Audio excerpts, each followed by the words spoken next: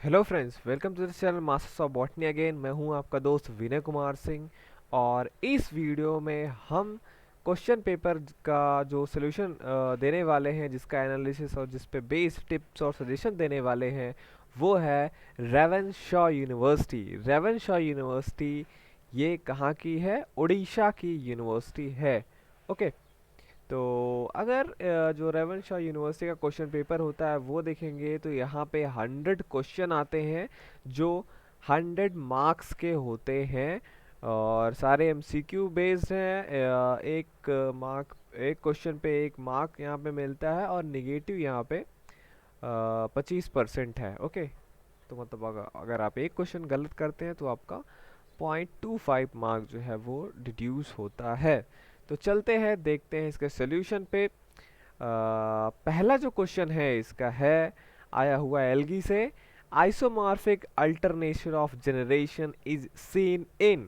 Comment कीजिए अपने answer. Isomorphic alternation of generation जो है वो किस एल्गी में देखने को मिलता है? स्पिरुलिना, गारा, इक्टोकार्पस और पॉलीसाइफोनिया। तो चलिए मैं इसका आंसर दे देता हूँ। आइसोमॉर्फिक अल्टरनेशन ऑफ जनरेशन जो है ये हमें देखने को मिलता है किसमें? इक्टोकार्पस में। ध्यान में रखिएगा, अगर आप एल्गी पढ़ेंगे तो ये जैसे मैंने आपको बोला है कि जब आप कोई भी पढ़ते हैं एल्गी, फंजाई, ब्रायोटेडो, तो उसको दो भागों में बांट लीजिए।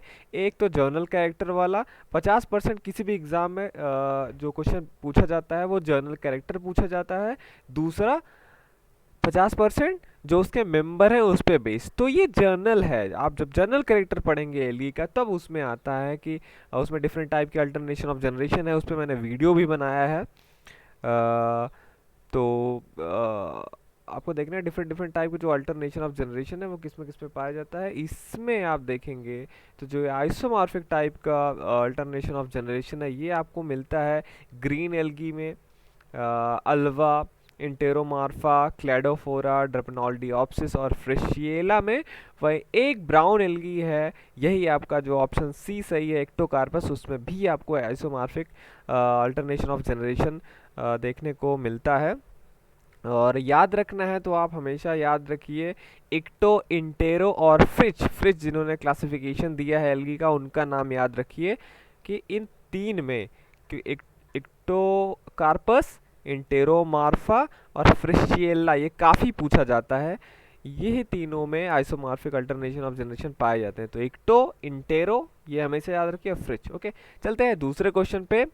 Chlorophyll D is present in. Chlorophyll D किस एल्गी में प्रेजेंट है? ये भी क्वेश्चन जो है एल्गी से आया हुआ है। जल्दी से अपने आंसर जो है कमेंट कीजिए। तो चलिए मैं इसका सोल्यूशन दे देता हूँ। जो क्लोरोफिल डी है वो एक्चुअली प्रेजेंट होता है रेड एल्गी के अंदर। और आप इसमें से देखेंगे ये मेंबर बेस्ड क्वेश्चन है या जनरल कैरेक्टर, दोनों में भी आप कह सकते हैं। क्लोरोफिल पहली बात तो प्रेजेंट होता है रेड एल्गी में, और आपको फिर इसमें क्या करना था? रेड एल्गी का मेंबर ढूंढना था। और इसमें रेड एल्गी का मेंबर कौन सा है? ब्रैट्रैकोस्पर्मम। ठीक है, तो ये मेंबर बेस्ड क्वेश्चन आप कह लीजिए कि जब आप रेड एल्गी पढ़ते हैं तो आपको बट्रैकोस्पर्मम और पॉलीसाइफोनिया पढ़ाया जाता है। तो दोनों में से आप देखेंगे बट्रैकोस्पर्मम आया हुआ है, तो आपको ये आंसर टिक करना। चलते हैं 3। In this life cycle of rust fungi. पहली बात तो ये क्या है? रस्ट फंजाई है। पक्सीनिया ग्रैमिनिस, पक्सीनिया जो जीनस होता है वो रस्ट फंजाई होते हैं। Okay, which spore form is uninucleate. यहाँ पे प्रक्सीनिया ग्रैमिनिस के 4 जो है स्पोर दिए हुए हैं: यूरोडोस्पोर, टेलेटोस्पोर, बेसिडियोस्पोर और एसिडियोस्पोर। अब देखिए ये आता है फंजाई, जब आपने पढ़ा था उसका क्लासिफिकेशन तो वहाँ पे मैस्टिगोमाइकोटिना, जाइगोमाइकोटिना, एक्सकोमाइकोटिना, बेसिडियोमाइकोटिना, ड्यूटेरोमाइकोटिना, ये सारी चीज़ पढ़ा था। अब बेसिडियोमाइकोटिना के अंदर अब आप जो उसमें मेंबर्स में जाएंगे, ये मेंबर बेस्ड क्वेश्चन है। ठीक है, बेसिडियोमाइकोटिना के अंदर आपको स्मट फंजाई मिलते हैं, जिसका कौन सा जीनस है? यूस्टिलागो। फिर रस्ट फंजाई मिलता है जो आपका कौन सा है? पक्सीनिया है। दोनों में क्या अंतर है? स्मट फंजाई में वो black dusty mass of spore बनाते हैं स्मट, और वही जो रस्ट फंजाई होते हैं ये रेडिश ब्राउन कलर के स्पोर बनाते हैं। ठीक है। अब पक्सिनिया में भी कई टाइप के हैं। पक्सिनिया ग्रैमिनीज जो है वो ब्लैक रस्ट काज करता है वीट में, और अदर्स भी आपको मेंबर इसमें पढ़ने को मिलता है, जैसे पक्सिनिया स्ट्रीफॉर्मिस ये येलो रस्ट काज करता है वीट में, और पक्सिनिया रेकॉन्डिएटा ये ब्राउन रस्ट काज करता है वीट में। ठीक है। अब इसमें जो पक्सिनिया ग्रैमिनीस है आपका, इसके भी जो है कई सारे स्ट्रेन पाए जाते हैं। जैसे स्ट्रेन का मतलब आप समझिए ऐसे, जैसे पक्सिनिया ग्रैमिनीस क्या हुआ, आप स्पीसीज है, से सब स्पीसीज आपने पढ़ा होगा एंजियोस्पर्म में, वैसे स्ट्रेन भी होता है बैक्टीरिया फंजाई में। पक्सिनिया ग्रैमिनीस जैसे एक स्ट्रेन है ट्रिटिसाई, वो वीट को वो करता है, वीट उसका होस्ट है। पक्सिनिया ग्रैमिनीस सिकैलिस वो राई उसका होस्ट है। पक्सिनिया ट्रिटिसाई एवेनी ओट होस्ट है। ऐसे पक्सिनिया ग्रैमिनीस जो है अगर आप बात करें तो उसमें 5 टाइप के स्पोर बनते हैं, यूरिडोस्पोर, टिल्यूटोस्पोर, बेसिडियोस्पोर, पिग्नियोडियोस्पोर और एसियोस्पोर। ठीक है, वो अलग अलग प्राइमरी होस्ट पे सेकेंडरी होस्ट पे रहता है। तो जब आप देखेंगे यूरिडोस्पोर जो है, टिल्यूटोस्पोर जो है और एसिडियोस्पोर, ये सारे बाई न्यूक्लिएट हैं। ठीक है, इसमें से केवल एक है जो आपका ये बेसिडियोस्पोर है, सी वाला, ये ऑप्शन करेक्ट होगा, ये यूनिन्यूक्लिएट होता है। ओके, आप चलते हैं। तो ये जो थे ऊपर के दो वो कहाँ से आए थे, एल्गी से, और थर्ड वाला आपका आया था फंजाई से। चौथा क्वेश्चन चलते हैं, the causative organism for the plant disease powdery mildew किससे होता है? पाउडरी मिल्ड्यू किससे होता है, ये क्वेश्चन कहाँ से आया है आपको पता चल गया है, फंजाई से। कमेंट कीजिए अपने आंसर्स, किससे होता है? एरिसाफी, पाइथियम, फाइटोप्थोरा और परनोस्पोरा। तो इसका मैं आंसर बताता हूँ। पाउडरी मिल्ड्यू जो होता है वो इरिसाइफी जीनस के मेंबर काज करते हैं। कंफ्यूज होते हैं सो स्टूडेंट, वो पाउडरी मिल्ड्यू और डाउनी मिल्ड्यू में कंफ्यूज होते हैं, लेकिन पाउडरी मिल्ड्यू क्या है, वो इरिसाइफी के मेंबर द्वारा होता है, और इरिसाइफी जो है स्कोमाइकोटीना का मेंबर है। वही डाइन्यू मिल्ड्यू जो है वो परनोस्पोरा से होता है, जो मैस्टिगोमाइकोटीना का मेंबर है। ठीक। और अगर हम बात करें यहाँ पे और भी दिए, जैसे एरिसाइफी और पेरनोस्पोरा तो हो गया, और बी यहाँ पे दो और मेंबर हैं, पाइथियम और फाइटोप्थोरा। तो आप देखेंगे जो पाइथियम है, पाइथियम स्पीसीज ये कौन सा डिजीज काज करते हैं, damping off seedling disease cause करते हैं। और फाइटोप्थोरा, जैसे फाइटोप्थोरा इन्फेस्टांस, ये late blight of potato disease cause करता है। तो ये सारे जब आप इकोनॉमिक इंपॉर्टेंट पढ़ेंगे फंजाई के, वहाँ पे आपको मिलेगा डिजीज काज करते हैं जो प्लांट में, वो वैसा। ठीक है, फिफ्थ पे चलते हैं, sporogenous tissue develops from amphithecium in. तो आपको ये देखना है, ये क्वेश्चन आया है, देखिए रिक्शिया, एंथोसिरोस, मार्केंशिया, फ्यूजेरियम, ये सारी चीज़ आ गई यहाँ पे। एक्चुअली ब्रायोफाइटा से आया है। अब आप देखेंगे जो ब्रायोफाइटा गैमेटोफाइट होता है, उस पर फिर एंथ्रेडिया, आर्चिगोनिया प्रोड्यूस होते हैं, फर्टिलाइजेशन होता है, फिर स्पोरोफाइट उसी पे ग्रो करता है। मैंने आपको बताया था ब्रायोफाइट्स में जो स्पोरोफाइट होता है वो डिपेंडेंट होता है गैमेटोफाइट पे, तो उसी पे स्पोरोफाइट ग्रो करता है, और स्पोरोफाइट फिर वहाँ पे क्या होता है, स्पोरोफाइट डिप्लॉयड होता है, उसमें मियोसिस होके स्पोर्स बनते हैं। तो ये जो स्पोर बनाने वाले हैं, पहले उसमें स्पोरोजीनस टिश्यू बनता है। ठीक है, स्पोरोजीनस टिश्यू जो होता है उसमें एंडोथीसियम और एम्फीथीसियम होता है, जो अलग अलग स्ट्रक्चर्स बनाते हैं। तो वही पूछा है कि इनमें से किस में स्पोरोजीनस टिश्यू जो है वो एम्फीथीसियम से बनता है। अगर आप देखेंगे तीनों में, जैसे आप पता है ब्रायोफाइटा के 3 मेजर डिवीजन है, हिपैटोकॉप्सिडा, एंटोसिरोटॉप्सिडा और ब्रायोप्सिडा। तो हिपैटोकॉप्सिडा में जो है स्पोरो जीनस जो टिश्यू बनते हैं वो टोटल एंडोथीसियम से बनते हैं। पहली अब बात आप समझ लीजिए, फर्टिलाइजेशन के बाद जाइगोट बनता है, उसमें फिर एक बार ट्रांसफर्स डिवीजन होगा, एक बार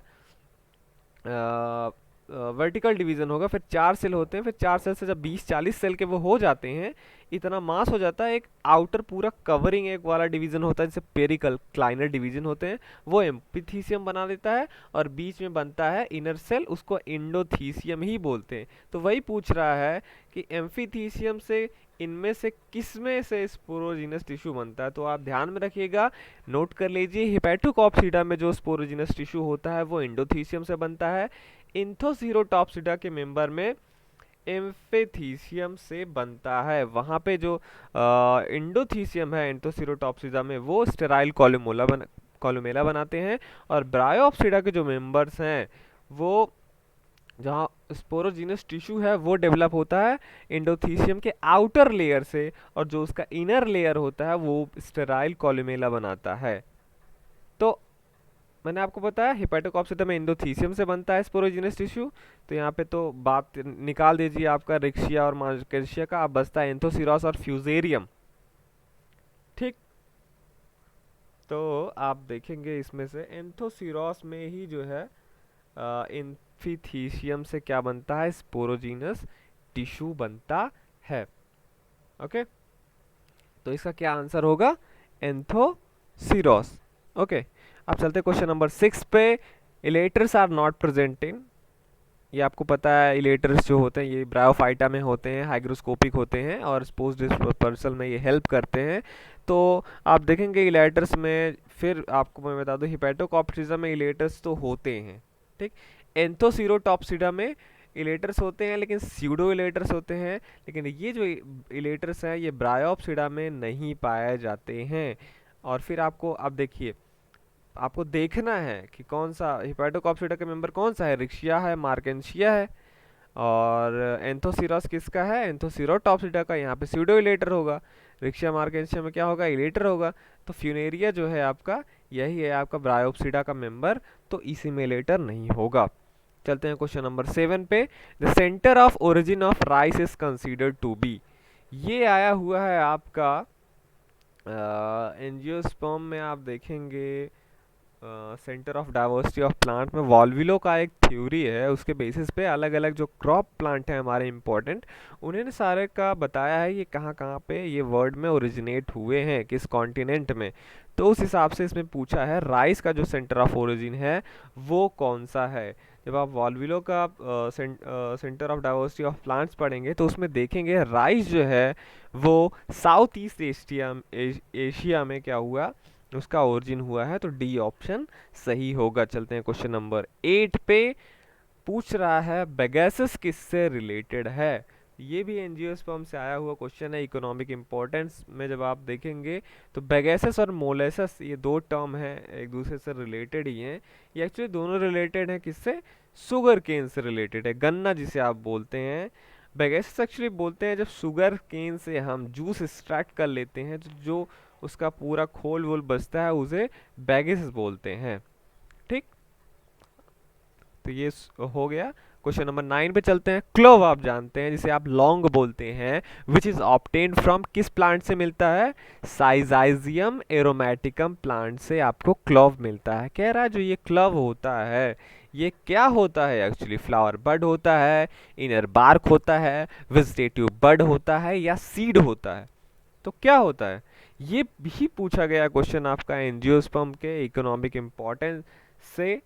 तो जो क्लव होता है एक्चुअली ये आप देखेंगे जब आपने लॉन्ग को ध्यान से देखा होगा तो वो लगता है बड ना, तो वो एक्चुअली फ्लावर बड ही होता है, अनओपेंड फ्लावर बर्ड्स होते हैं, ठीक, अनओपेंड फ्लावर बर्ड्स होते हैं, ठीक।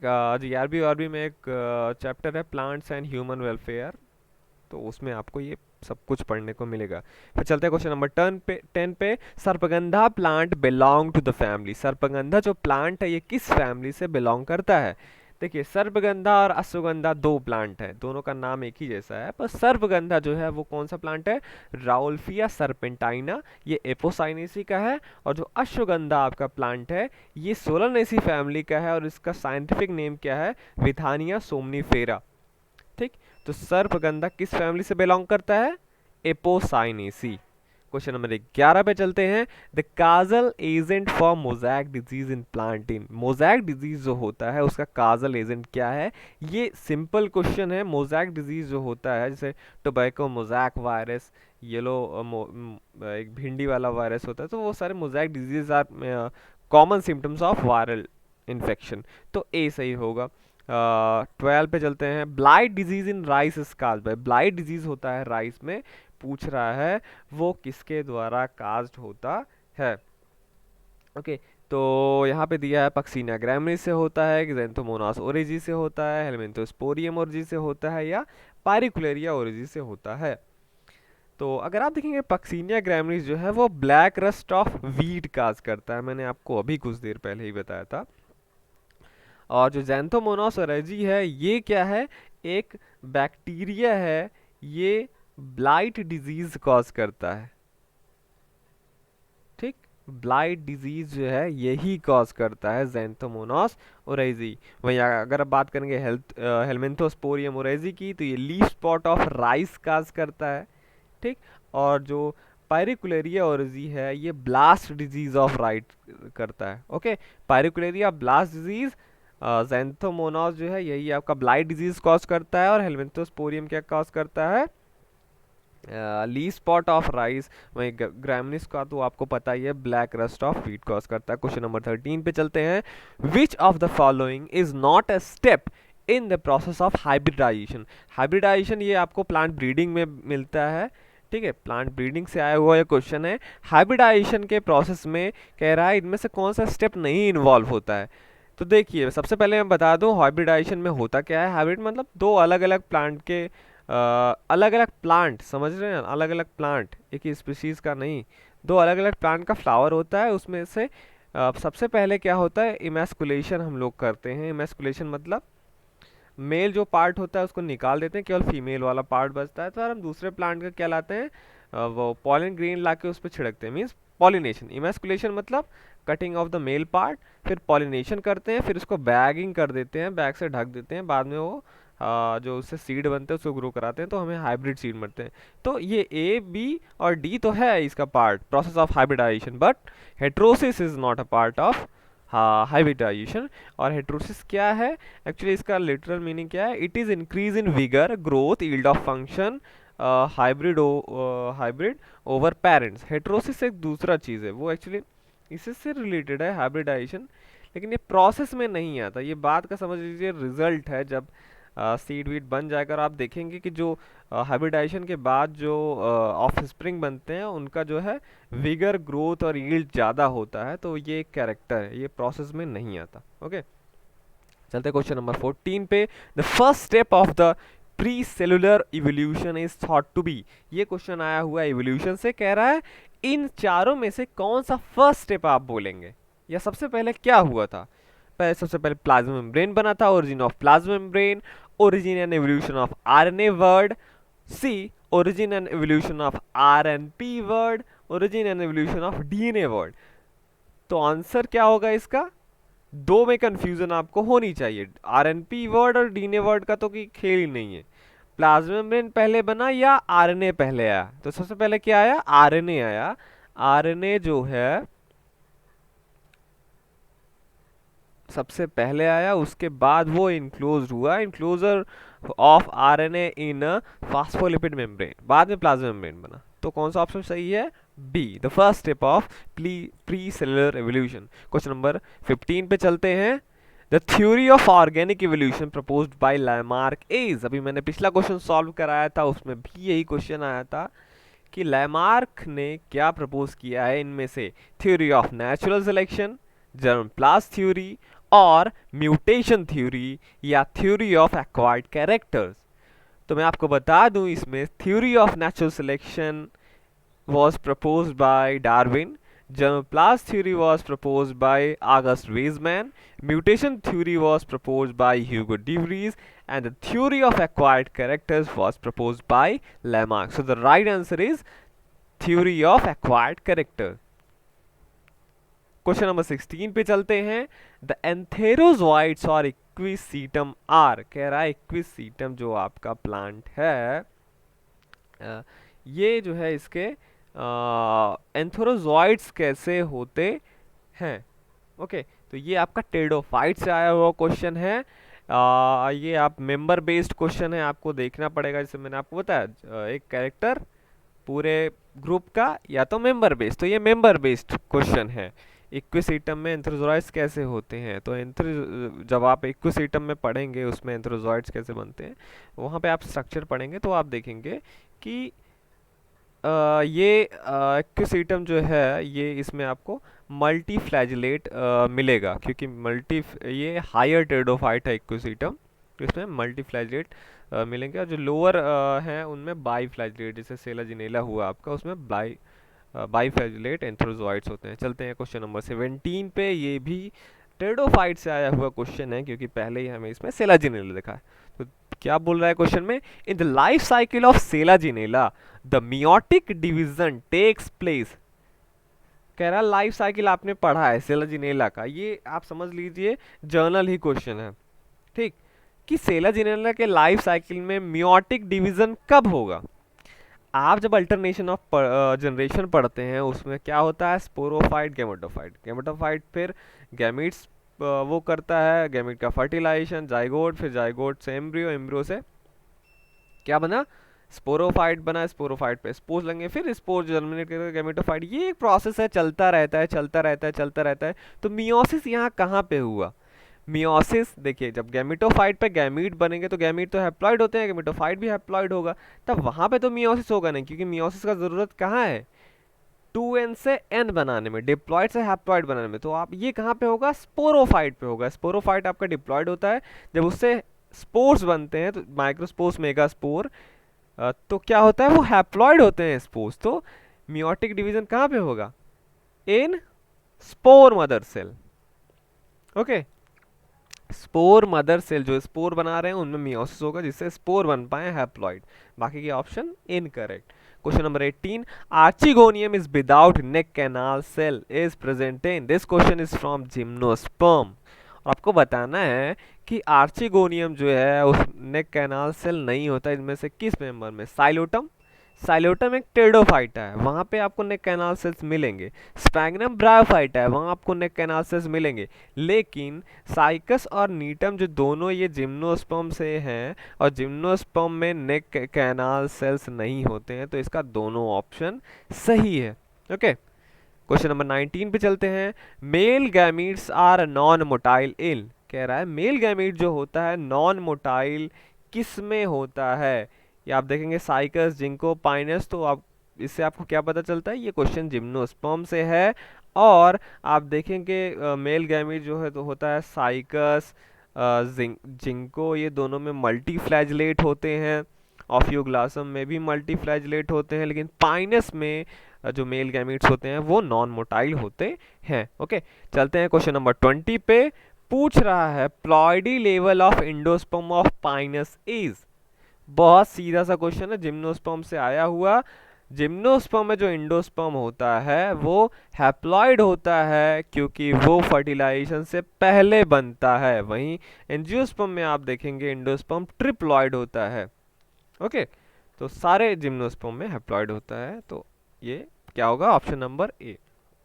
21 पे चलते हैं। The number of cotyledon in Pinus seedling is, कह रहा है पाइनस के सीडलिंग में कितने कॉटिलेडन होते हैं। तो अगर आप देखेंगे सिंह पांडे जैन या और कोई बुक, तो वहां पे लिखा हुआ है 3 से 18 तक ये हो सकते हैं। तो भाई इनमें 1 2 तो नहीं होगा, 3 से 18 में सी और डी वाले क्वेश्चन आते हैं, 4 10, तो दोनों ऑप्शन सही हो सकते हैं। Question number 22, the development of female gametophyte of which plant has not been studied, कह रहा है नीचे लिखे गए जो प्लांट है, लाइकोपोडियम, फ्यूनारिया, लेपिडोडेंड्रॉन और नीटम, इनमें से कौन सा ऐसा प्लांट है जिसका फीमेल गैमेटोफाइट का डेवलपमेंट पे अभी तक स्टडी ही नहीं हुई है। तो भाई आपको पता है फ्यूनेरिया, नीटम, लाइकोपोडियम ये कॉमनली मिलते हैं, ठीक है, अभी तक मतलब ये लिविंग है, तो इनका तो गैमेटोफाइट का स्टडी ना हो ऐसा हो ही नहीं सकता। इसमें एक फॉसिल प्लांट है लेपिडोडेंड्रॉन, उसी का स्टडी नहीं हुआ है, क्योंकि भाई फॉसिल प्लांट तो भाई जो पार्ट उसका मिलेगा वही होगा, डेवलपमेंट हम कैसे पढ़ेंगे, तो lepidodendron. Okay, 23, casparian thickenings are present in the radial walls of, कह रहा है कैस्पेरियन थिकनिंग किसके रेडियल वॉल में प्रेजेंट होता है, कहाँ पे, एंडोडर्मिस, एपिडर्मिस, पेरिसाइकिल या पिथ सेल। तो ये जो क्वेश्चन है ये दो जगह पे आपको मिलेगा, एनाटॉमी पढ़ेंगे आप तब आपको मिलता है, या तो आप प्लांट फिजियोलॉजी में जब वाटर मूवमेंट पढ़ते हैं तब वहाँ पे आपको मिलता है सिम्प्लास्ट एपोप्लास्ट मूवमेंट। तो कैस्पेरियन थिकनिंग ये क्या है, आप देखेंगे जो एंडोडर्मिस होता है, कैस्पेरिन स्ट्रिप एक बैंड है, एक सेल वॉल मटेरियल सुबेरिन होता है, वो डिपॉजिट रहता है कहाँ पे, एंडोडर्मिस के वॉल पे, उसे ही कैस्पेरियन थिकनिंग बोलते हैं। Okay, question number 24, which of the following theories best explain the organization of shoot apices in angiosperm. आपने देखिए ये भी कहाँ से आया हुआ क्वेश्चन है, एंजियोस्पर्म में जब आप पढ़ते हैं एनाटमी, वहाँ पे आपको ये देख पढ़ने को मिलता है कि बहुत सारे थ्योरीज हैं शूट एपिकल और रूट एपिकल के बारे में। तो यहाँ पे शूट एपिकल के बारे में पूछा है। यहाँ पे एपिकल सेल थ्योरी है, हिस्टोजन सेल थ्योरी है, ट्यूनिका कार्पस थ्योरी है। क्वेश्चन सेंटर तो आप भूल जाइए, ये तो रूट का है, आपको पता है। तीन जो थ्योरीज है इनमें से कह रहा है बेस्ट कौन सी है जो एंजियोस्पर्म के लिए बेस्ट है। तो मैं आपको बता दूं यहाँ पे जो ट्यूनिका कॉर्पस थ्योरी है, ये सी वाला, यही बेस्ट है। ये जो थ्योरी है ये शूट एपिसिस जो होता है एंजियोस्पर्म का वो बेस्ट इससे आपको पता चलता है। ठीक है, बाकी एपिकल सेल थ्योरी है ये वैस्कुलर क्रिप्टोग्राम्स के लिए है, और हिस्टोजन थ्योरी जो है वो रिजेक्ट कर दिया गया था। ओके, क्वेश्चन नंबर 25 पे चलते हैं। When there are two patches of phloem, देखिए कह रहा है दो पैचेस हैं फ्लोएम के on either side of a single patch of xylem. Single patch है जाइलम का, उसके दोनों साइड फ्लोएम है, मतलब अंदर और बाहर दोनों जगह, बीच में जाइलम है, separated by two patches of cambium, और वहाँ पे दो कैम्बियम भी है, मतलब जाइलम सेंटर में हुआ, उसके ऊपर कैम्बियम, फिर उसके ऊपर फ्लोएम, और नीचे जाइलम के नीचे भी कैम्बियम है, फिर उसके नीचे फ्लोएम। तो ये आपने देखा होगा, जब इसलिए भी आप एनाटॉमी में वैस्कुलर बंडल पढ़ेंगे, मैंने आपको पिछले लेक्चर में ही बताया था अलग अलग टाइप के वैस्कुलर बंडल। तो ये आपको कहाँ पे मिला था, बाई कोलैटरल, मतलब लैटरल तो होता है लेकिन जब दोनों साइड हो तो बाई, मतलब दो, बाई कोलैटरल। ओके, 26 पे चलते हैं। Transfer cell is a type of, transfer cell क्या है, कंपेनियन सेल है, ये भी एनाटॉमी से आया हुआ क्वेश्चन है। कंपेनियन सेल है, सीव एलिमेंट है, फ्लोएम पैरेन्काइमा है, या बंडल शीथ सेल है। तो ये जो ट्रांसफर सेल होते हैं ये एक्चुअली पैरेन्काइमा होते हैं। तो तीन ऑप्शन तो गए पहले ही, कंपेनियन सेल, सीव एलिमेंट और बंडल शीथ। अब आपका बचा क्या, फ्लोएम पैरेन्काइमा। ये दोनों जगह हो सकता है, जाइलम पैरेन्काइमा भी, फ्लोएम पैरेन्काइमा भी। ऑप्शन में फ्लोएम पैरेन्काइमा है, तो यहाँ पे हम ऑप्शन क्या चूज करेंगे, फ्लोएम पैरेन्काइमा। ओके, ये स्पेशलाइज्ड पैरेन्काइमा सेल्स होती हैं जिनका वॉल का जो क्या होता है, इनग्रोथ होता है, form by deposition of wall material on the inner side of the wall. और ये क्या करते हैं, वॉल एरिया, सरफेस एरिया बढ़ाती हैं। ठीक, तो चलते हैं 27 पे। The question centre of root apical meristem is derived from, क्या जो क्वेश्चन सेंटर होता है रूट एपिकल मेरिस्टेम का, ये कहाँ से डिराइव होता है, एम्ब्रियो के किस पार्ट से, apical quartet of embryo, basal quartet of embryo, hypophysis और सस्पेंसर। तो ये बेसल क्वार्टेट ऑफ एम्ब्रियो से डिराइव होता है। क्वेश्चन नंबर 28 पे चलते हैं। A type of abnormal secondary growth in which at 4, देखिए कह रहा है पहली बात तो ये एबनॉर्मल सेकेंडरी ग्रोथ से आया हुआ क्वेश्चन है, तो ये एनाटॉमी का है। कह रहा है इनमें क्या होता है, 4 diagonal points cambial ring produces lesser secondary xylem. कह रहा है 4 पॉइंट होते हैं, 4 कोने होते हैं जहाँ पे लेस सेकेंडरी जाइलम बनता है, और मोर सेकेंडरी फ्लोएम बनता है 4 डीप वेजेस के जैसा। ठीक, wages of secondary phloem intruding into secondary xylem tissue is seen in, वो सेकेंडरी जाइलम में घुस जाता है। तो ये आपको कहाँ देखने को मिलता है, ये भी आपका क्या है, अब नॉर्मल सेकेंडरी ग्रोथ एनाटॉमी से आया हुआ क्वेश्चन है, वहाँ पे आप पढ़ेंगे तो आपको मिलेगा। ये है जब आप पढ़ेंगे abnormal behaviour of normal cambium, तो वहाँ पे आपको मिलेगा, और ये बिग्नोनिया में मिलता है। ठीक है, बिग्नोनिएसी फैमिली का है। क्वेश्चन नंबर 21, फोल्डिंग अप, कह रहा है लीफलेट्स फोल्ड हो जाते हैं। लीफलेट्स कहाँ पे होते हैं, एक लीफ होता है, लीफलेट्स मीन्स कंपाउंड लीफ है। तो कह रहा है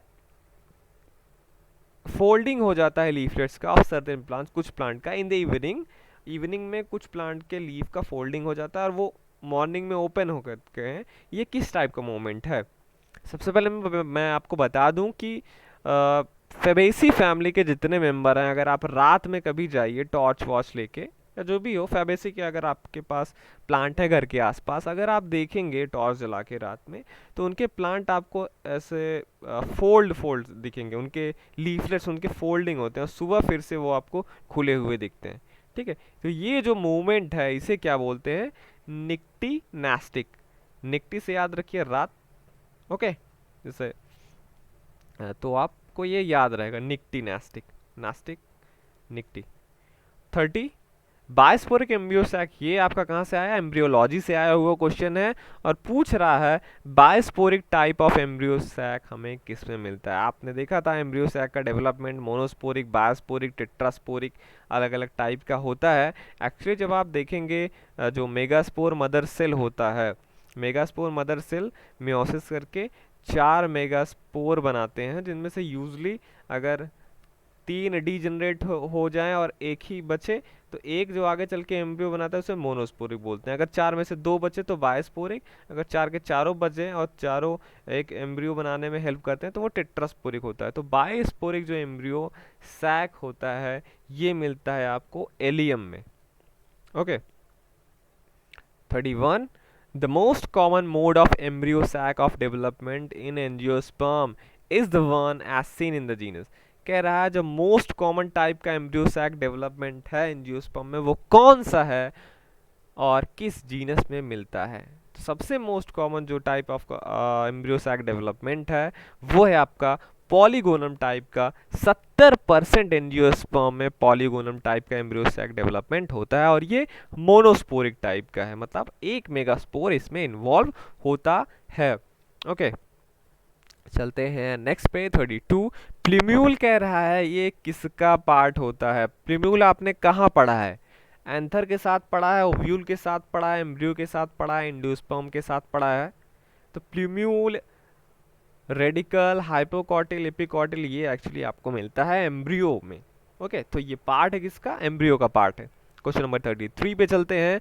the plant growth hormone which is transported polarly, polar transport किसका होता है, किस प्लांट हार्मोन्स का पोलर ट्रांसपोर्ट होता है।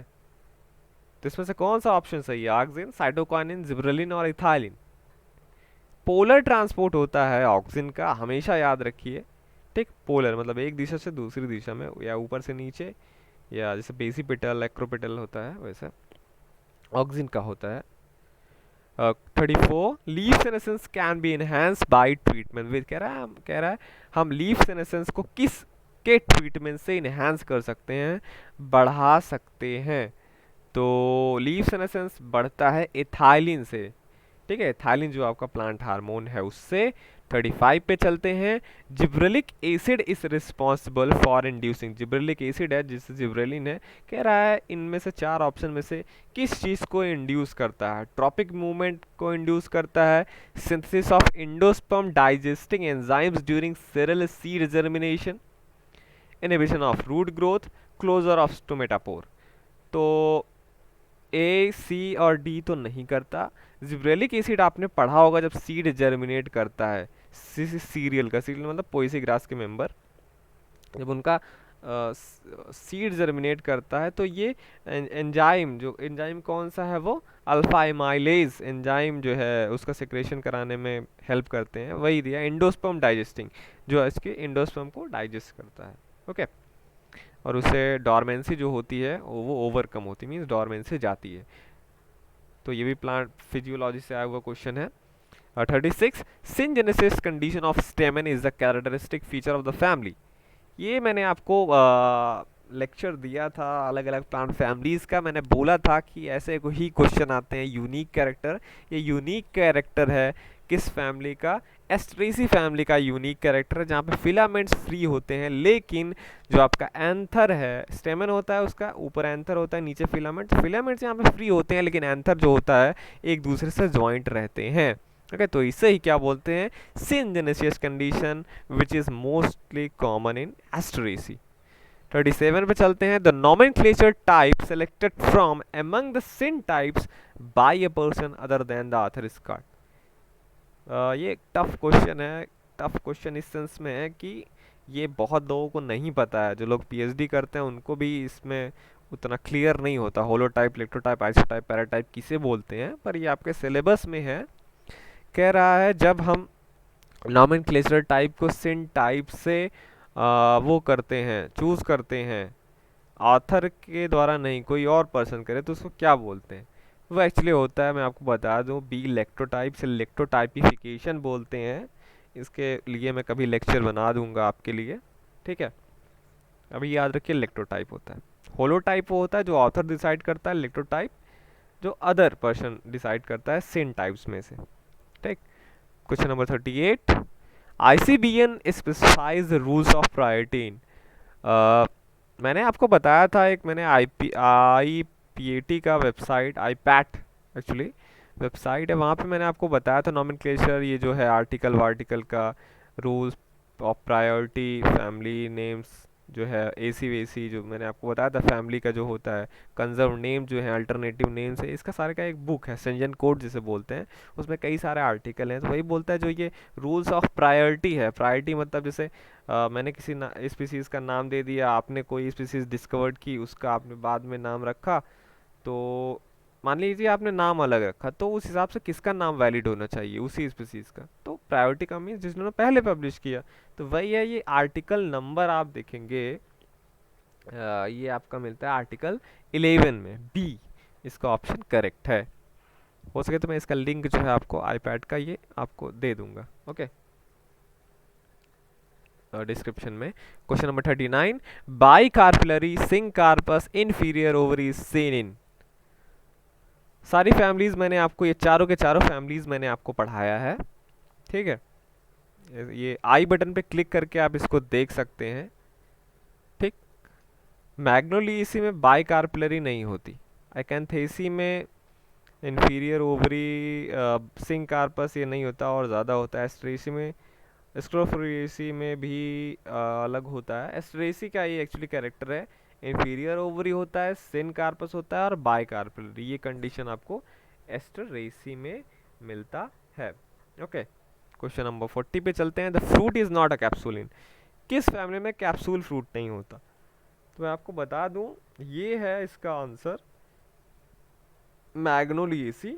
जहाँ पे फ्रूट जो है, ये भी मैं आपको पढ़ा चुका हूँ, फ्रूट जो है आपका वो कौन सा होता है, इटेरी ऑफ फॉलिकल्स, ओके, ये होता है। बाकी सोलनेसी, ऑर्किडेसी, जिंजरनेसी में आपको फ्रूट जो है कैप्सूल मिलेंगे। क्वेश्चन नंबर 41, एंजियोस्पर्म से आया हुआ क्वेश्चन था। Question number 41, presence of staminode and fusion of stamens with pistil forming gynandrium और gynostegium are characteristic feature of, ठीक। गाइनोस्टीजियम या जिसे गाइनोस्टीमियम भी बोलते, कह रहा है इस ये किस फैमिली में आपको मिलता है? ऑर्किडेसी, पोएसी, एपोसाइनेसी या स्क्रोफुलारिएसी में आपको मिलता है। तो आपको बता दो, पोएसी और स्क्रोफुलारिएसी में तो कंफ्यूज होने की कोई बात ही नहीं है, दो ही ऑप्शन बचते हैं, ऑर्किडेसी या एपोसाइनेसी। एपोसाइनेसी का ये कैरेक्टर नहीं है, ठीक। एपोसाइनेसी किसका कैरेक्टर है ये, मतलब गाइनोस्टीजियम मिलता है एस्क्लेपियाडेसी में, और एस्क्लेपियाडेसी को कभी कभी अभी रिसेंटली तो एपोसाइनेसी के अंदर ही ट्रीट करते हैं, पर पहले नहीं करते थे। उस हिसाब से एस्क्लेपियाडेसी अगर ऑप्शन रहे तो वहाँ उधर आप चूज़ कर सकते थे, पर आप ध्यान दीजिए वहाँ पे स्टेमिनोड नहीं पाया जाता है एस्क्लेपियाडेसी में, ऑर्किडेसी में जबकि स्टेमिनोड मिलता है, और वहाँ पे दोनों में तो गाइनोस्टीरियम मिलता है, ऑर्किडेसी और एस्क्लेपियाडेसी में, पर स्टेमिनोड जो है एस्क्लेपियाडेसी में नहीं मिलते। तो ऑप्शन कौन सा करेक्ट होगा? ऑर्किडेसी। क्वेश्चन नंबर 42 पे चलते हैं। In a plant cell if the osmotic potential, आ गया क्वेश्चन है कहाँ पे, प्लांट फिजियोलॉजी से। कह रहा है एक प्लांट सेल में अगर ऑस्मोटिक पोटेंशियल सेल से आपका -0.7 मेगा पास्कल है और प्रेशर पोटेंशियल जो उस पर एक्ट कर रहा है वो 0.3 मेगा पास्कल है, तो वाटर पोटेंशियल बताइए। इसका सिंपल सा फार्मूला है, water potential is equal to osmotic potential plus pressure potential. जो आप 0.7 को 0.3 से प्लस करेंगे तो आपका क्या आएगा, -0.4 मेगा पास्कल। तो option number B is correct. Next question number 43, during photosynthesis the primary acceptor of electron from excited P680 is. आपने जेड स्कीम पढ़ा होगा फोटोसिंथेसिस में, वहाँ पे एक इधर रहता है photosystem second, photosystem first, photosystem second कौन सा है, P680। वो जब कह रहा है एक्साइटेड होता है तो वो नेक्स्ट इलेक्ट्रॉन किसको देता है? मैग्नीज कॉम्प्लेक्स को देता है, प्लास्टोक्यूनिन, फियोफाइटिन या साइटोक्रोम B6। साइटोक्रोम B6 तो बीच में पड़ता है, प्लास्टोक्यूनिन भी उसके बाद ही पड़ता है। प्लास्टोसाइनिन एक्चुअली P700 को जो होता है इलेक्ट्रॉन देता है। तो कंफ्यूजन किस में होना चाहिए, एमएन कॉम्प्लेक्स और फियोफाइटिन में। एमएन कॉम्प्लेक्स आपको याद नहीं आ रहा होगा कि वो 6 के जस्ट बाद एक्ट करता है, तो ऑप्शन कौन सा सही है, फियोफाइटिन। क्वेश्चन नंबर 44 पे चलते हैं। Copper containing photosynthetic electron transport chain is component is, कह रहा है इनमें से इलेक्ट्रॉन फोटोसिंथेसिस जब इलेक्ट्रॉन ट्रांसपोर्ट होता है इसी जेड स्कीम में, आपको प्लास्टोक्यूनिन मिलता है, प्लास्टोसाइनिन मिलता है, फेरोडॉक्सिन मिलता है और P700 मिलता है। कौन सा इसमें से कॉपर कंटेनिंग है, किसमें कॉपर होता है? तो फेरोडॉक्सिन और P700 तो कंफ्यूज होने की बात नहीं है, फेरोडॉक्सिन अलग चीज़ है, P700 अलग चीज़ है। प्लास्टोक्यूनिन और प्लास्टोसाइनिन में जो होता है कंफ्यूजन हो सकता था, तो आप ध्यान में रखिए प्लास्टो जो साइनिन है ये कॉपर कंटेनिंग है, ओके, क्यूनोन नहीं है। क्वेश्चन नंबर 45, इन कैम प्लांट क्रस्टुलेशियन एसिड मेटाबॉलिज्म, ये भी प्लांट फिजियोलॉजी से आया हुआ क्वेश्चन है। जो कैम प्लांट में जो CO2 फिक्स होता है नाइट के टाइम पे, वो कह रहा है किस फॉर्म में स्टोर्ड होता है, 3-फॉस्फोग्लिसरिक एसिड, ऑक्सैलोएस्टिक एसिड, मैलिक एसिड या स्टार्च में। ओके, तो मैं आपको बता दूं कैम प्लांट्स में रात के समय जो CO2 होता है वो पहले ऑक्सैलो एसीटेट में कन्वर्ट होता है, फिर उसको मैलेट में स्टोर किया जाता है। तो स्टोर किस में किया जाता है, मैलिक एसिड में। Option number C is correct. चलते हैं क्वेश्चन नंबर 46 पे। The light intensity at which the rate of photosynthesis CO2 uptake, कह रहा है वो लाइट इंटेंसिटी जिस पे फोटोसिंथेसिस का रेट, मतलब फोटोसिंथेसिस में CO2 का अपटेक बराबर हो जाता है rate of respiratory CO2 release. मतलब लाइट की वह इंटेंसिटी जब फोटोसिंथेसिस के दौरान लिया गया CO2 हमारे प्लांट में उसके रेस्पिरेशन में जो CO2 रिलीज होता है उसके बराबर हो जाता है। Rate of photosynthetic CO2 uptake is equal to respiratory CO2 release. That point is called CO2 compensation point, photosynthesis compensation point, respiratory compensation point और light compensation point। तो हमेशा से ध्यान रखिए यहाँ पे लिखा है द लाइट इंटेंसिटी, तो लाइट इंटेंसिटी का वो है उसके बेसिस पे है, तो ये लाइट का ही कंपेंसेशन पॉइंट कहलाता है। Then in this case question option number D will be correct, light compensation point. Next question number 47, Nernst equation can be used to predict, पूछ रहा है जो नर्स का इक्वेशन है वो किसको प्रेडिक्ट करने में यूज किया जा सकता है, photosynthesis efficiency of plants, whether solute uptake by root is active और passive, water status of plant या ग्रोथ रेट। क्या आप बता सकते हैं इससे, नर्स इक्वेशन से? Water status, growth rate, photosynthetic efficiency और solute uptake by root is active और passive. The correct option is whether solute uptake by roots is active और पैसिव। नर्स इक्वेशन जो है आपका ये एक्चुअली इक्विलिब्रियम पोटेंशियल या concentration gradient जो है बताने के लिए क्रॉस प्लाज्मा मेम्ब्रेन यूज़ किया जाता है। तो उसी से ये इससे आप पता कर सकते हैं कि जो ट्रांसपोर्ट है अपटेक हो रहा है वो एक्टिव है कि पैसिव है। ओके, क्वेश्चन नंबर 48, मंच pressure flow hypothesis gives an explanation for the mechanism of, जो मंच का प्रेशर फ्लो हाइपोथेसिस है जिसको मास फ्लो हाइपोथेसिस भी बोलते हैं, वो निम्न में से नीचे लिखे गए कौन से ऑप्शन को मैकेनिज्म को एक्सप्लेन करता है? Phloem transport, ion uptake by roots, water absorption और एनसेट ऑफ सैक। तो ये प्रेशर फ्लो हाइपोथेसिस या मास फ्लो हाइपोथेसिस ये एक्चुअली फ्लोएम ट्रांसपोर्ट के लिए था, उसको बताने के लिए था। चलते हैं क्वेश्चन नंबर 49 पे। The function of leghaemoglobin in root nodule of legume is to, आपने पढ़ा होगा सिम्बायोसिस नाइट्रोजन फिक्सेशन में, वहाँ पे जो रूट निड्यूल्स बोलते हैं लेग्यूम के रूट में, तो वहाँ पे लेग हीमोग्लोबिन आपने पढ़ा होगा बनता है। कह रहा है वो क्या काम करता है, फैसिलिटेट करता है N2 डिफ्यूजन को निड्यूल्स में, या O2 बाइंडिंग जो है उसको प्रिवेंट करता है कि वो नाइट्रोजनेज एंजाइम जो है उससे बाइंड ना कर जाए, या बाइंड करता है और स्टोर करता है N2 को, या रैपिडली ट्रांसपोर्ट करता है NH3 out of the nodules. क्या करता है चारों में से? तो लेग हीमोग्लोबिन का फंक्शन क्या होता है, क्योंकि नाइट्रोजनेज जो एंजाइम है आपका, नाइट्रोजन फिक्सेशन का मेन एंजाइम, वो ऑक्सीजन लेबाइल होता है। तो मतलब उससे अगर ऑक्सीजन के संपर्क में आता है तो उसकी एक्टिविटी खत्म हो जाएगी। तो जो ये लेग हीमोग्लोबिन है, ये प्रिवेंट करता है कि नाइट्रोजनेज एंजाइम जो है वो ऑक्सीजन के संपर्क में ना आ पाए, और जिससे वो अपना नाइट्रोजन फिक्सेशन करता रहे। क्वेश्चन नंबर 50 देखते हैं।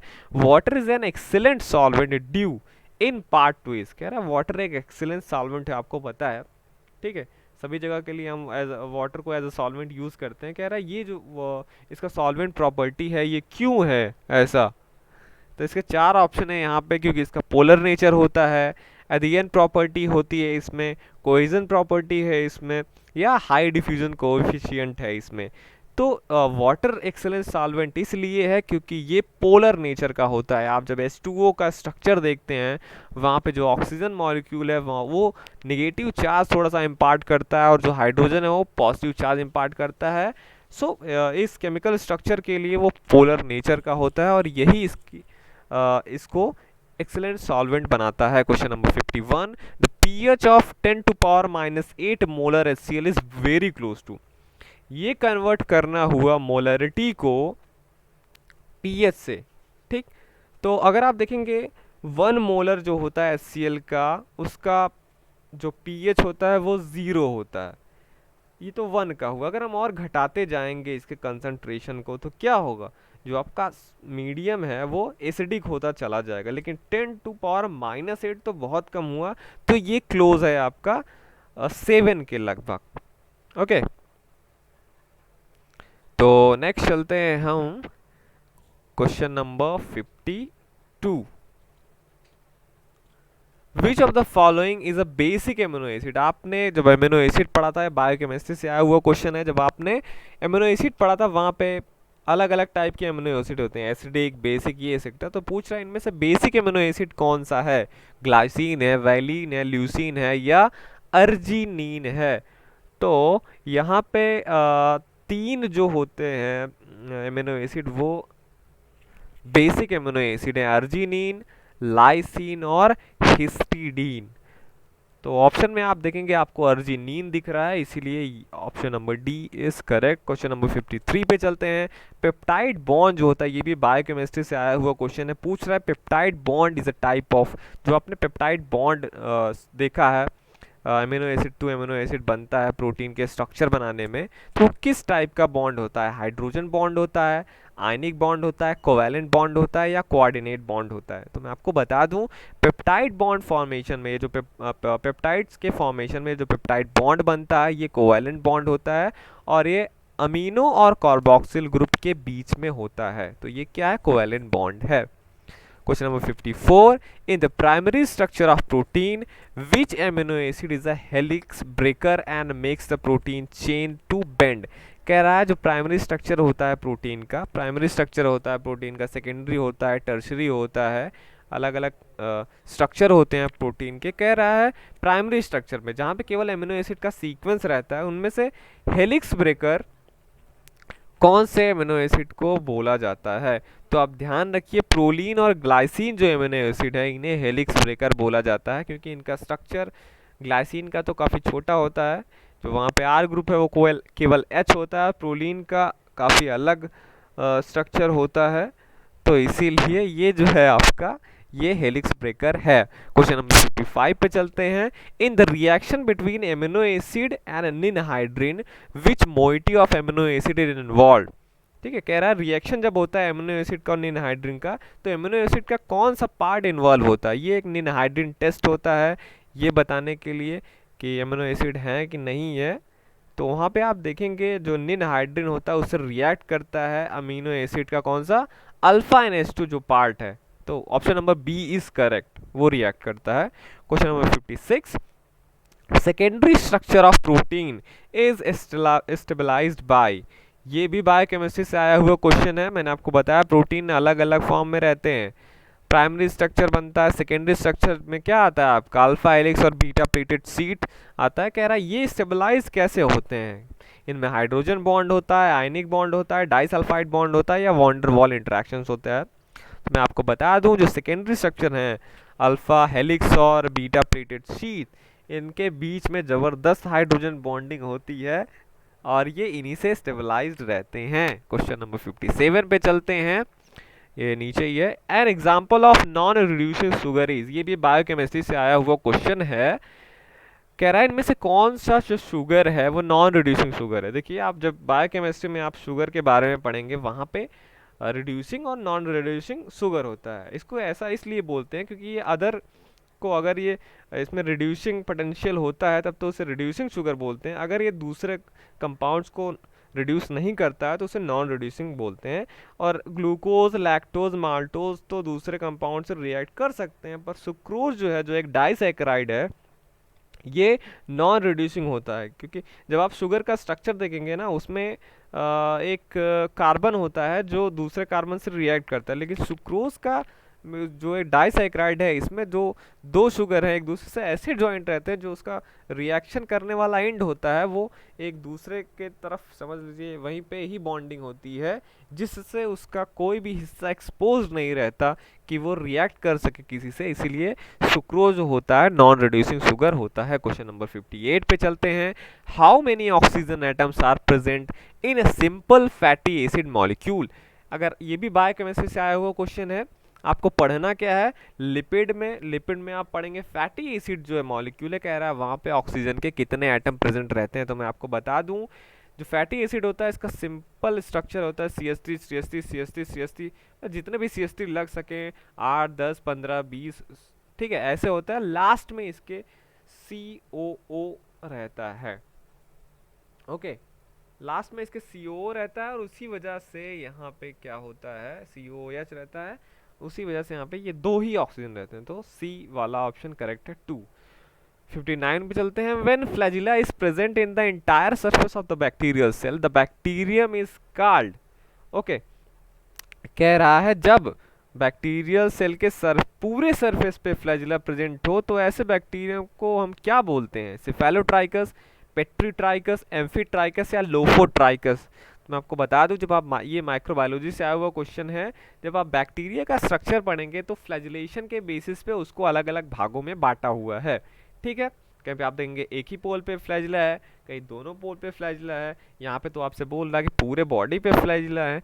तो जब पूरे बॉडी पे फ्लैजिला रहती है उसको क्या बोलते हैं, पेट्रीट्राइकस, ओके। क्वेश्चन नंबर 60 पे चलते हैं। Which of the following is generally not carried out by bacteria.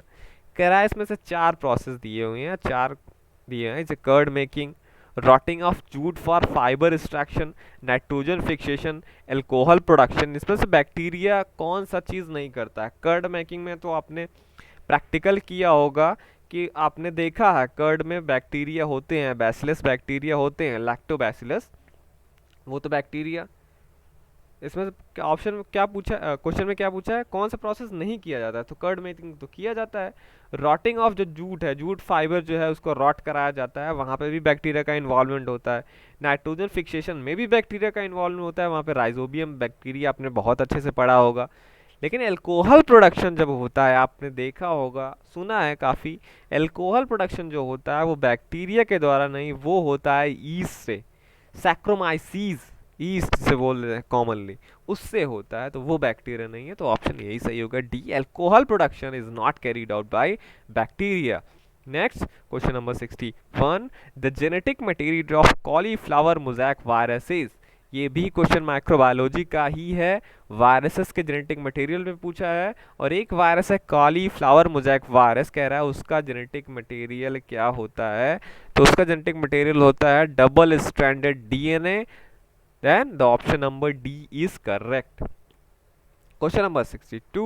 Sleeping sickness in human is caused by, human में sleeping sickness एक डिजीज होता है, आपने पढ़ा होगा, ये भी माइक्रोबायोलॉजी से आया हुआ क्वेश्चन है। कह रहा है किस के द्वारा होता है, क्लॉस्ट्रीडियम, वायरस, ट्रिम्पैनोसोमा और प्लाज्मोडियम। तो बहुत कॉमन है, ट्रिम्पैनोसोमा सोमा जो एक है ये स्लीपिंग सिकनेस कॉज करता है ह्यूमन में। Question number 63।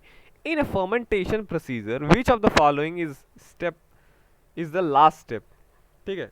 ये भी माइक्रोबायोलॉजी से आया वो क्वेश्चन है, पूछ रहा है फर्मेंटेशन जो होता है इन चारों में से कौन सा स्टेप लास्ट है ये आपको बताना है। स्टरलाइजेशन का process, downstream processing, inoculation, control system for monitoring and controlling culture parameters. तो देखिए ये आप थोड़ा सा अगर आपने कभी भी इसको पढ़ा होगा और ध्यान दिया होगा या आप ऐसे ही पढ़ के इसका आंसर दे, देखिए सबसे पहले क्या करते हैं, फर्मेंटेशन जिस चीज़ का हो रहा है उसमें इनोकुलेशन होता है। इनोकुलेशन मतलब बैक्टीरिया को लाके डालना, तो इनोकुलेशन सबसे पहले होगा। इनोकुलेशन हो गया, फिर उसके बाद हम क्या करेंगे, उसको कंट्रोल सिस्टम डेवलप रहता है, मतलब मॉनिटर करते रहेंगे फर्मेंटेशन कैसा हो रहा है, मॉनिटरिंग और कंट्रोलिंग कल्चर पैरामीटर्स। ठीक है, बैक्टीरिया ज़्यादा है कम है उसको कंट्रोल करते रहेंगे। इनोकुलेशन हो गया, फिर कंट्रोलिंग आ गया। फिर क्या करेंगे हम लास्ट में, जब हमारा काम हो जाएगा, फर्मेंटेड प्रोडक्ट हो जाएगा, तो स्टरलाइज कर देंगे, मतलब जो बैक्टीरिया डाला था उससे वो फ्री हो जाएगा। फिर आगे क्या होगा, लास्ट में हम उसका डाउनस्ट्रीम प्रोसेसिंग, मतलब जो भी आगे काम हमें करना होगा तब हम वो करेंगे। ओके, तो बी जो है वही क्या है आपका लास्ट स्टेप है फर्मेंटेशन प्रोसीजर में। क्वेश्चन नंबर 64 पे चलते हैं, ये भी माइक्रोबायोलॉजी से है। विनेगर जो है, वो विनेगर जो कॉमनली हम विनेगर बोलते हैं, वो केमिकली एक्चुअली क्या है, तो विनेगर क्या केमिकली एक्चुअली है एसिटिक एसिड है। Okay, question number 65, for the large scale production of glutamic acid, कह रहा है ग्लूटामिक एसिड जो होता है उसका लार्ज स्केल प्रोडक्शन करने के लिए कौन से माइक्रो ऑर्गेनिज्म का हम यूज करते हैं जो नॉन पैथोजेनिक होता है। सैक्रोमाइसीस, डुनालिएला, कोरिनी बैक्टीरियम और एस्परजिलस। तो अगर आप पढ़ेंगे लार्ज स्केल प्रोडक्शन के लिए ग्लूटामिक एसिड का जो माइक्रो ऑर्गेनिज्म हम यूज करते हैं वो है कोरिनी बैक्टीरियम। माइक्रोबायोलॉजी से आया हुआ क्वेश्चन था। 66 पे चलते हैं, genotypes of the dominant phenotype in a hybrid can be determined by, कह रहा है एक डोमिनेंट फिनोटाइप का प्लांट है, ठीक, अब हमें पता करना है कि इसका जीनोटाइप क्या है, तो हम उसको कैसे पता करेंगे, मोनो हाइब्रिड क्रॉस से, डाई हाइब्रिड क्रॉस से, टेस्ट क्रॉस से, लिंकेज मैपिंग। सो हम तो हमेशा ध्यान में रखिए टेस्ट बाय टेस्टिंग के लिए ही होता है, टेस्ट क्रॉस जो है टेस्टिंग के लिए ही होता है कि किसी का फिनोटाइप का हमें जीनोटाइप नहीं पता है तो हम जीनोटाइप उसको बता दें, तो सी करेक्ट होगा। 67 पे चलते हैं, Mendel's law of independent assortment is valid for, कह रहा है मेंडल का आपने पढ़ा होगा, ये mono hybrid cross di hybrid cross तो पढ़ा ही है उसमें, उसमें लॉ ऑफ प्योरिटी है, लॉ ऑफ इंडिपेंडेंट असॉर्टमेंट है, कह रहा है ये किसके लिए वैलिड होता है, सभी जीन्स के लिए, all genes, linked genes, non linked genes या नन ऑफ दीज जीन्स। पहली बात तो इंडिपेंडेंट असॉर्टमेंट सभी जीन्स के लिए नहीं वैलिड होता, ना तो ये लिंक्ड जीन्स के लिए वैलिड होता है, ये वैलिड होता है नॉन लिंक्ड जीन्स के लिए। जो मेंडल जी ने अलग अलग क्रॉस करा रहे थे, कभी फ्लावर कलर के साथ दूसरा सीड टाइप मिलता, कभी कुछ मिलता, वो ऐसा था क्योंकि उनका जो सारे जीन थे वो लिंक्ड नहीं थे। ठीक है, नहीं अगर लिंक्ड होता तो क्या होता, हमेशा वो देखते कि मान लीजिए वाइट कलर का जो पी आ रहा है उसके साथ हमेशा राउंड कलर का उसका सीड बन रहा है, तो जब दो कैरेक्टर साथ में जाएं तो उसे लिंकिंग कहते हैं। इसीलिए जो उनका इंडिपेंडेंट असॉर्टमेंट था, जो उन्होंने बताया था कि ऐसा होता है, वो नॉन लिंक्ड जीन के लिए था। Okay, question number 68, in Mendel's monohybrid cross, ये भी जेनेटिक्स से आया हुआ क्वेश्चन है, in Mendel's monohybrid cross the situation of the phenotypic ratio 1:2:1 in F2 generation में बी ड्यू टू। देखिए मोनोहाइब्रिड जब आप क्रॉस कराएंगे तब आपका phenotypic रेशियो कितना आता है, 3:1। ओके, और जीनोटिपिक रेशियो कितना आता है, 1:1, 1:2:1। लेकिन कह रहा है यहाँ पे मोनोहाइब्रिड क्रॉस में अगर आपको फिनोटिपिक रेशियो जो आपका 3:1 आना था वो आपका 1:2:1 आ रहा है, तो ये क्यों आ रहा होगा, कॉम्प्लीमेंट्री फैक्टर के कारण, सप्लीमेंट्री फैक्टर के कारण, लिंकेज के कारण, या इनकम्प्लीट डोमिनेंस। तो भाई मेंडल में आप जब पढ़ेंगे एक्स्ट्रा मेंडल का इंस्ट्रक्शन इनकम्प्लीट कोडोमिनेंस, तो ये जो फिनोटिपिक रेशियो जब 1:2:1 आता है तो वो क्यों आता है, इनकम्प्लीट डोमिनेंस के लिए आता है। ओके, चलते हैं क्वेश्चन नंबर 69 पे, frame shift mutation can be induced by, आपने म्यूटेशन के बारे में, आपको ये भी जेनेटिक्स से आया हुआ क्वेश्चन है, मॉलिक्यूलर बायोलॉजी, ठीक है, वहाँ पे अलग अलग टाइप के म्यूटेशन है, तो कह रहा है फ्रेम शिफ्ट जो म्यूटेशन है वो हम किससे इंड्यूस कर सकते हैं, acrylic, orange ethyl methane sulphonate, nitrous acid या हाइड्रोक्सिलामीन, ये सारे क्या हैं आपके, म्यूटाजेंस है जो म्यूटेशन इंड्यूस करते हैं। तो अगर आपको फेम शिफ्ट म्यूटेशन कराना है तो आपको क्या कराना है, इंसर्शन या डिलीशन करना है। उसके लिए आपका कौन सा केमिकल है, एथिल मीथेन सल्फोनेट। तो यही ऑप्शन सही होगा। क्वेश्चन नंबर 70 पे चलते हैं। When there are two breaks in chromosome, कह रहा है अगर क्रोमोसोम में दो ब्रेक्स हैं, and the intercalary chromosome segment contain the centromere, जो कह रहा है जो बीच में है वहाँ पे सेंट्रोमियर भी है, रीयूनाइट्स इन द रिवर्स ऑर्डर, वो ऐसा ब्रेक होने के बाद ऐसा यूनाइट हो कि उसका ऑर्डर रिवर्स हो जाए, मतलब सेगमेंट्स रीजॉइंस आफ्टर रोटेटिंग 180 डिग्री। तो ऐसे क्रोमोसोम एबरेशन, ये कहाँ से है, जेनेटिक्स में आप पढ़ेंगे क्रोमोसोमल एबरेशन, उसमें आपको मिलेगा। कह रहा है ये किस टाइप का एबरेशन है। तो डुप्लीकेशन रेसिप्रोकल ट्रांसलोकेशन तो ये है नहीं। आपको कंफ्यूज किस में होना था, पैरासेंट्रिक इन्वर्जन या पेरीसेंट्रिक इन्वर्जन। हमेशा ध्यान में रखिए, पैरा का मतलब साइड में होता है। तो अगर सेंट्रोमियर का इन्वॉल्वमेंट ना होता तब ये पैरासेंट्रिक होता, लेकिन क्योंकि ये सेंट्रोमियर को इन्वॉल्व कर रहा है इसलिए क्या होगा, ये पेरीसेंट्रिक होगा। पैरा नहीं, साइड नहीं कर रहा सेंट्रोमियर उसको लेके, तो ये पेरीसेंट्रिक होगा। 71 पे चलते हैं। The pyramid of number in a grassland ecosystem is, कह रहा है ग्रासलैंड इकोसिस्टम में पिरामिड ऑफ नंबर कैसे होगा, अपराइट, लीनियर, इन्वर्टेड और इरेगुलर। ये इकोलॉजी से आया हुआ क्वेश्चन है।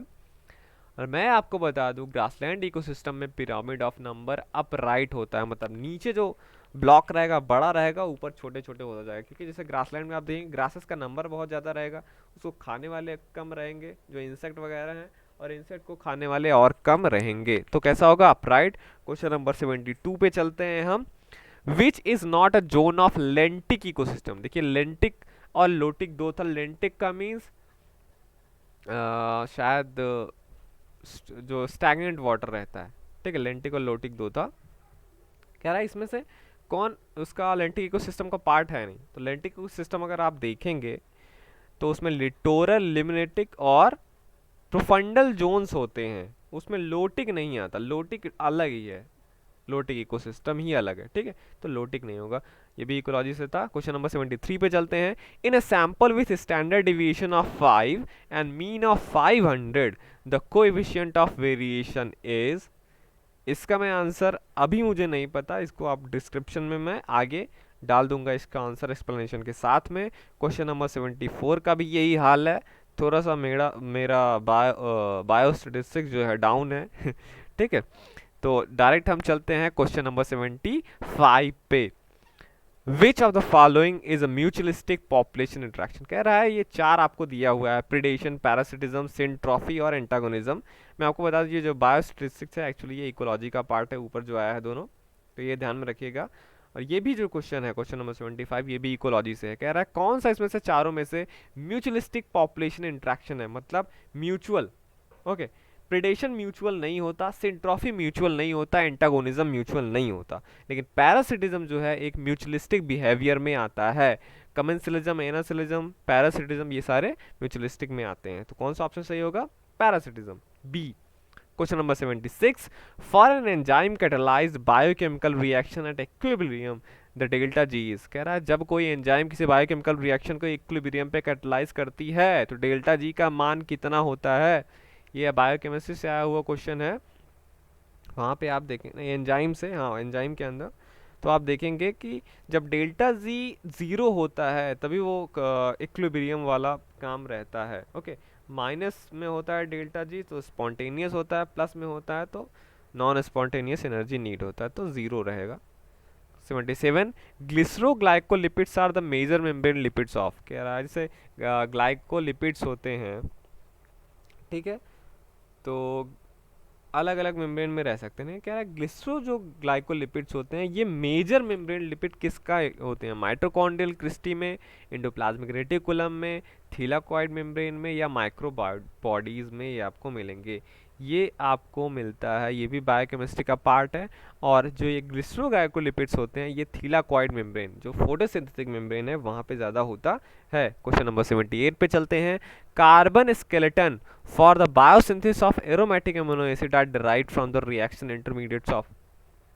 देखिए ग्लाइकोलिसिस, साइटोकेटिक साइकिल या फेंटोस फास्फेट पाथवे ये तो होता रहता है, ठीक।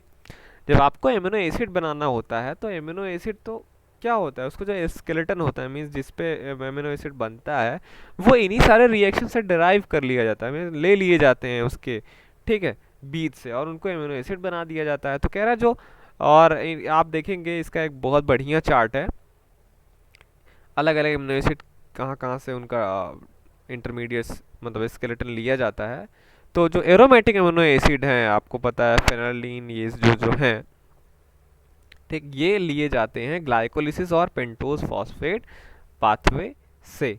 ओके, क्वेश्चन नंबर 79 पे चलते हैं। Substrate level phosphorylation takes place in the reaction catalysed by the enzyme.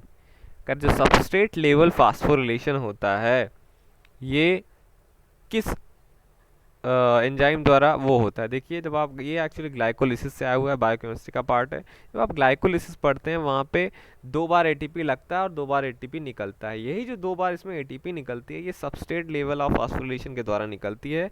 और एक में आप देखेंगे तो आपका क्या फास्फो ग्लिसरेट काइनेज एक जगह एंजाइम निकल लगता है और एक पे पायरुवेट काइनेज लगता है। तो एक तो यहाँ पे दिया हुआ नहीं है फास्फोग्लिसरेट काइनेज, दूसरा एंजाइम है डी पे पायरुवेट काइनेज, तो ये ऑप्शन सही होगा। Question number 80, respiratory quotient when glucose is the substrate for aerobic respiration is कितना होता है।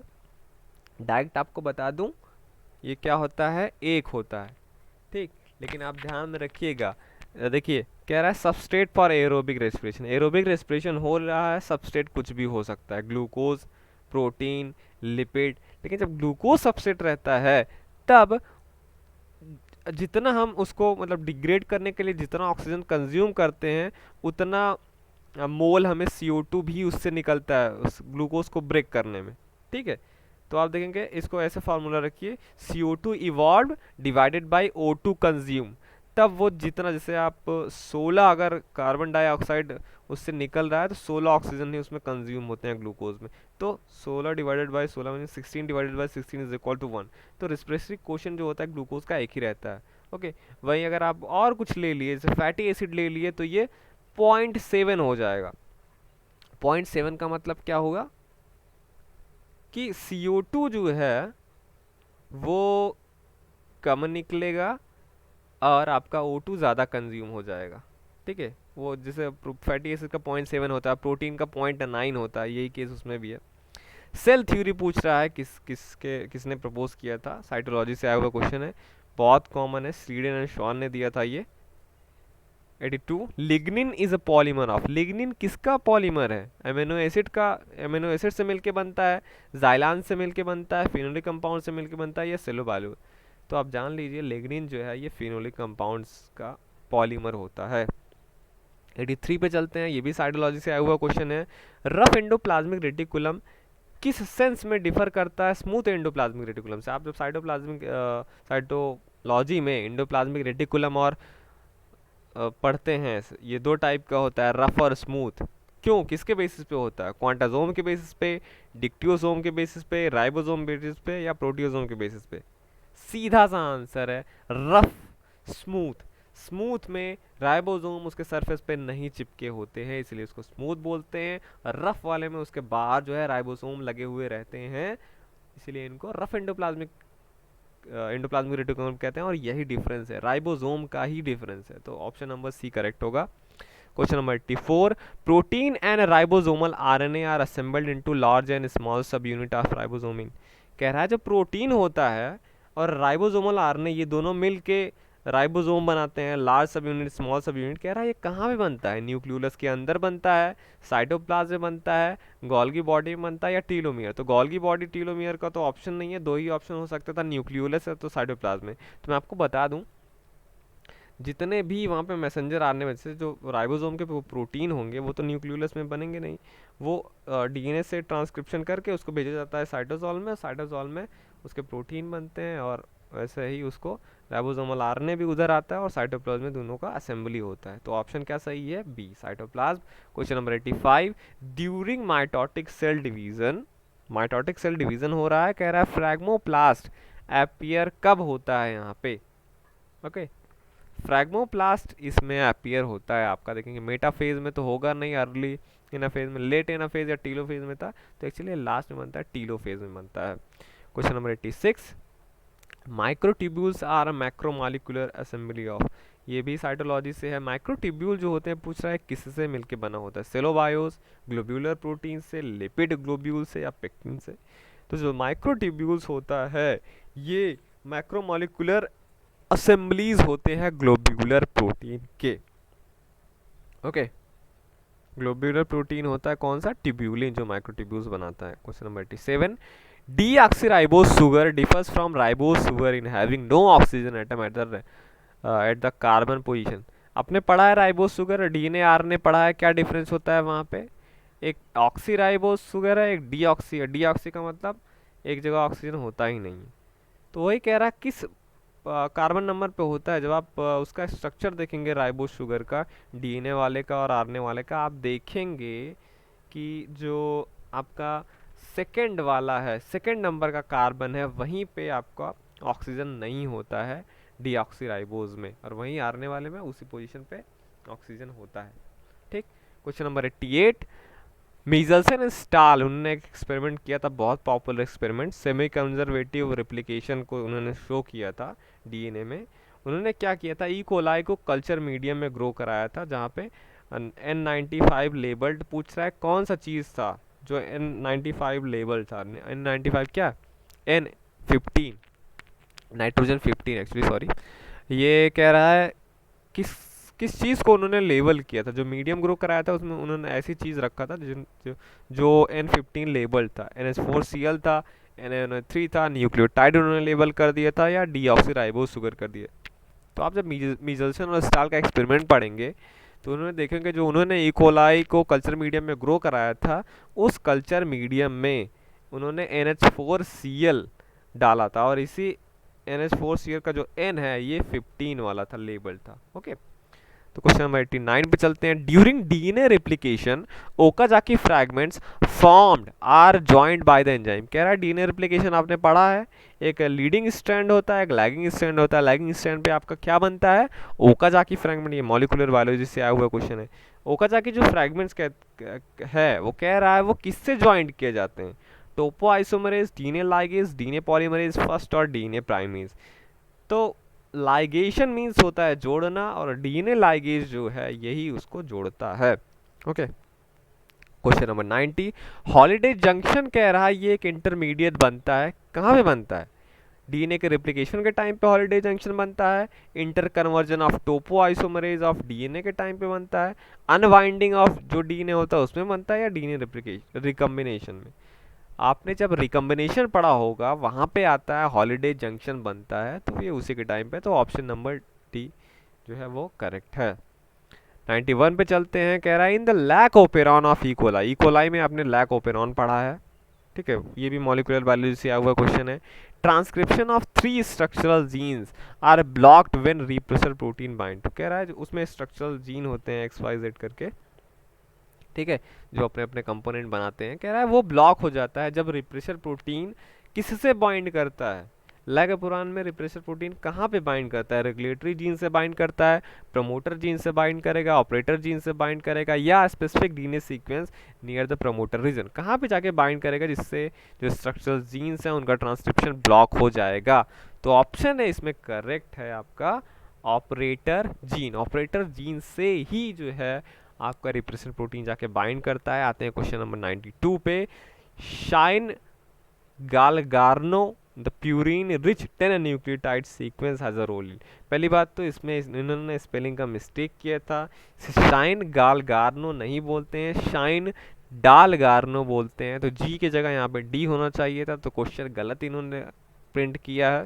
पर आप ध्यान रखिए शाइन डालगार्नो ये एक प्यूरिन रिच 10 न्यूक्लियोटाइड सीक्वेंस होता है। पूछ रहा है इसका रोल क्या है, डीएनए रेप्लिकेशन में, प्रोटीन सिंथेसिस इनिशिएशन में, आरएनए ट्रांसक्रिप्शन में, या डीएनए रिकम्बिनेशन में।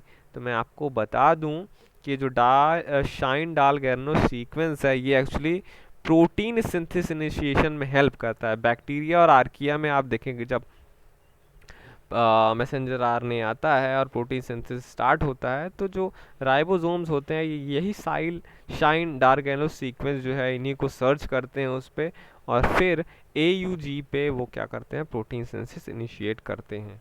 ये सीक्वेंस का रहना वहाँ पे ज़रूरी होता है बैक्टीरिया में। Okay 93 restriction endonucleases are, कह रहा है जो रिस्ट्रिक्शन इंडियन न्यूक्लियस आपने पढ़ा है, जो ये कट करते हैं डीएनए को, ये कह रहा है किसके एंजाइम होते हैं, बैक्टीरिया से निकाले जाते हैं, प्लांट से निकाले जाते हैं, एनिमल से निकाले जाते हैं, या सभी ऑर्गेनिज्म में पाए जाते हैं। तो मैं आपको बता दूं जो रिस्ट्रिक्शन इंडोन्यूक्लियस होते हैं ये बैक्टीरिया में पाए जाते हैं। और बैक्टीरिया ये एंजाइम क्यों बनाता है, क्योंकि बैक्टीरिया को अटैक करता है वायरस, और वायरस जब अटैक करता है तो वो अपना डीएनए बैक्टीरिया के अंदर डालता है, तो उसको उसके डीएनए को ब्रेक करने के लिए बैक्टीरिया बनाता है रिस्ट्रिक्शन इंडोन्यूक्लियस, ओके, जो उनके डीएनए को क्लीव कर देता है। तो इसीलिए ये क्या है, बैक्टीरियल एंजाइम्स हैं। क्वेश्चन नंबर 94 पे चलेंगे। ये ठीक है, ये क्वेश्चन कहाँ से था, रिस्ट्रिक्शन इंडोन्यूक्लियस, ये बायोटेक्नोलॉजी से क्वेश्चन स्टार्ट हो गया है अब। Okay, which one is not a cloning vector, देखिए बायोटेक्नोलॉजी से आया हुआ क्वेश्चन है, कह रहा है इसमें से कौन सा क्लोनिंग वेक्टर नहीं है। प्लाज्मिड आपने पढ़ा होगा, क्लोनिंग वेक्टर्स होते हैं, कॉस्मिड होते हैं, प्लास्टिड नहीं होते। देखिए ये प्लास्टिड क्या है, प्लास्टिक एक ऑर्गेनेल है, ये क्लोनिंग वेक्टर नहीं है। तो ये आसान था क्वेश्चन। बाकी प्लाज्मिड, कॉस्मिड और फेज लैम्डा जो है ये सब क्लोनिंग वेक्टर की तरीके से यूज किए जाते हैं। फिर आते हैं 95 पे, restriction enzyme producing blunt and in DNA is, कह रहा है इसमें से कौन सा रिस्ट्रिक्शन एंजाइम है जो ब्लंट एंड प्रोड्यूस करता है। तो मैं आपको बता दूं जो रिस्ट्रिक्शन एंजाइम होते हैं उसे कट करने के दो मेन तरीके हैं, एक तो जो ब्लंट एंड प्रोड्यूस करते हैं, एक स्टिकी एंड प्रोड्यूस करते हैं।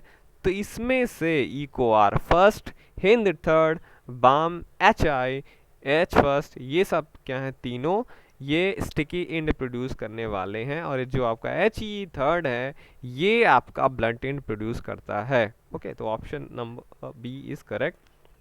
96 पे चलते हैं। CTAB is a commonly used chemical for the direct isolation of, कह रहा है CTAB एक केमिकल होता है, ये किसके लिए यूज किया जाता है, रिस्ट्रिक्शन इंडोन्यूक्लियस को आइसोलेट करने के लिए, डीएनए लाइगेज के लिए, या डीएनए के लिए, या प्लाज्मिड के लिए, किसको आइसोलेशन। तो मैं आपको बता दूं CTAB जो मेथड है एक प्रोटोकॉल है, डोयले ने इसे पब्लिश किया था बहुत पहले 1900 कुछ में, उन्होंने ये डीएनए आइसोलेशन के लिए बनाया था। तो ऑप्शन नंबर सी करेक्ट होगा। और मैं आपको ये भी बता दूं कि मैंने भी डीएनए जो है निकाला है CTAB मेथड से प्लांट्स में। ओके, तो क्वेश्चन नंबर 97 पे चलते हैं। Which of the following is not included in the reaction mixture of carrying out PCR। मैं आपको बता दूं यहाँ पे एक बार फिर से मिस्टेक है क्वेश्चन में, इनको पूछना चाहिए था which one of the following is not included in the reaction mixture for carrying out, यहाँ पे आवर लिखा हुआ है तो यहाँ पे आउट होगा, आउट। कह रहा है इसमें से अब देखिए PCR जब करते हैं, ये भी मैंने किया है, तो PCR करते टाइम हम जो है रिएक्शन मिक्सचर बनाते हैं, तो रिएक्शन मिक्सचर में अलग अलग चीज़ें डालते हैं हम, ठीक। तो उसमें से कह रहा है इसमें से कौन सा हम चीज़ नहीं डालते हैं। देखिए उसमें प्राइमर डाला जाता है, MgCl2 डाला जाता है, DNTP डाला जाता है, DNA पॉलीमरेज डाला जाता है, लेकिन यहाँ पे क्या लिखा है, RNA पॉलीमरेज। तो आप ध्यान दीजिए PCR क्या है, एक DNA से DNA बनाना हुआ तो RNA पॉलीमरेज का वहाँ पे काम नहीं है, वहाँ पे DNA पॉलीमरेज का काम है। तो यही RNA पॉलीमरेज क्या है, हम इसका यूज़ नहीं करते हैं। 98 in SDS phase gel electrophoresis the proteins are separated basing on their SDS phase gel electrophoresis होता है, मैं आपको बता दूं वहाँ पे हम प्रोटीन्स या डीएनए को दोनों को जो है सेपरेट करते हैं, लेकिन सेपरेट किसके बेसिस पे होता है, तो दो वो होते हैं उसका दोनों का, तो आइसोइलेक्ट्रिक पॉइंट भी हो सकता है, इलेक्ट्रिक चार्ज भी हो सकता है, मॉलिक्यूलर वेट भी हो सकता है, या बायोलॉजिकल प्रॉपर्टी हो सकता है। तो मैं आपको बता दूं STS पेज जेल इलेक्ट्रोफोरेसिस में प्रोटीन को हम मॉलिक्यूलर वेट के बेसिस पे सेपरेट करते हैं। क्वेश्चन नंबर 99 पे आते हैं। The technique used for detecting the presence of a new transcript in the recipient cell is, कह रहा है इसमें से कौन सा टेक्निक है जो न्यू ट्रांसक्रिप्ट जो बनता है, ट्रांसक्रिप्ट प्रोडक्ट जो है उसके प्रेजेंस को डिटेक्ट करने के लिए बना होता है। तो यहाँ पे चार टेक्निक है, southern blotting, northern blotting, western blotting और ईस्टर्न ब्लॉटिंग। तो जो साउदर्न ब्लॉटिंग है ये डीएनए के लिए होता है, नॉर्दर्न बॉटिंग आरएनए के लिए होता है, वेस्टर्न बॉटिंग प्रोटीन के लिए होता है, और जो ईस्टर्न है ये पोस्ट ट्रांसलेशनल मॉडिफिकेशन को डिटेक्ट करने के लिए होता है। तो जो ट्रांसक्रिप्ट होता है ये आपका आरएनए होता है, इसीलिए इसमें से ऑप्शन कौन सा सही होगा आपका, नॉर्दर्न ब्लॉटिंग। लास्ट क्वेश्चन पे आते हैं जो आपका 100 नंबर का है। The tDNA fragment of TI plasmid encode gene for the biosynthesis of। आपने TI प्लाज्मिड पढ़ा होगा, ये बायोटेक्नोलॉजी में जीन ट्रांसफ़र के लिए काम आता है जो TI प्लाज्मिड है, किसी डीएनए सेगमेंट को प्लांट में भेजने के लिए। तो TI प्लाज्मिड में एक tDNA पोर्शन होता है, कह रहा है उस पर जो जीन्स होते हैं वो किन चीज़ों का बायोसिंथेसिस करते हैं, indoleacetic acid jasmonic acid, indoleacetic acid zeatin, zeatin salicylic acid, या सैलिसिलिक एसिड और जैस्मिनोइक एसिड। तो मैं आपको बता दूं कि इंडोलेस्टिक एसिड आक्सिन और साइटोकाइनिन दो के लिए वहाँ पे जीन होते हैं। तो इंडोलेस्टिक एसिड आक्सिन का एक टाइप है और साइटोकाइनिन का एक टाइप है जिएटिन। ओके, तो ये रहा आपका 100 क्वेश्चन। अब आते हैं एनालिसिस वाले पार्ट पे। तो मैं आपको बता दूं यहाँ पे जो क्वेश्चन थे एंजियोस्पर्म बायोकेमिस्ट्री फिजियोलॉजी से सबसे ज़्यादा क्वेश्चन थे यहाँ पे। एंजियोस्पर्म से 10 क्वेश्चन थे, बायोकेमिस्ट्री से 12 क्वेश्चन थे, फिजियोलॉजी से 15 क्वेश्चन थे। वहीं gymnosperm, embryology, genetics, ecology, cytology, molecular biology से 4 या 6 ऐसे क्वेश्चन थे। ठीक है, 4 से 6 के बीच में 4, 5 या 6। बायोटेक्नोलॉजी या मॉलिक्यूलर बायोलॉजी से 8 क्वेश्चन थे, दोनों से 8-8।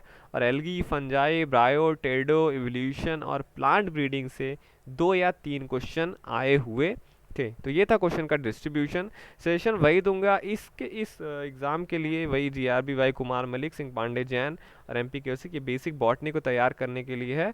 बाई के लिए आप रस्तोगी पब्लिकेशन के बुक खरीद सकते हैं। टिप्स यहाँ पे भी वही है, ओल्ड क्वेश्चन पेपर को सॉल्व कीजिए।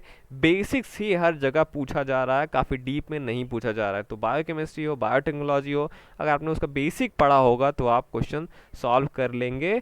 मास्टर्स ऑफ बॉटनी हमारा चैनल सब्सक्राइब कीजिए। नेक्स्ट में ऐसे ही मैं जब भी वीडियो कोई अपलोड करूँगा आपके पास नोटिफिकेशन जाएगा कि इस चैनल से एक वीडियो अपलोड हुआ है, तो आपसे कोई भी वीडियो मिस नहीं होगा। और इस वीडियो के डिस्क्रिप्शन में आपको और सारे जो मेरे पुराने वीडियोज़ हैं उसके लिंक मिलेंगे जो आपको हेल्पफुल रहेंगे आपके प्रिपरेशन में, वो ज़रूर देखिएगा। चलता हूँ मैं, मिलूँगा आपसे नेक्स्ट वीडियो में। Thank you for watching this video.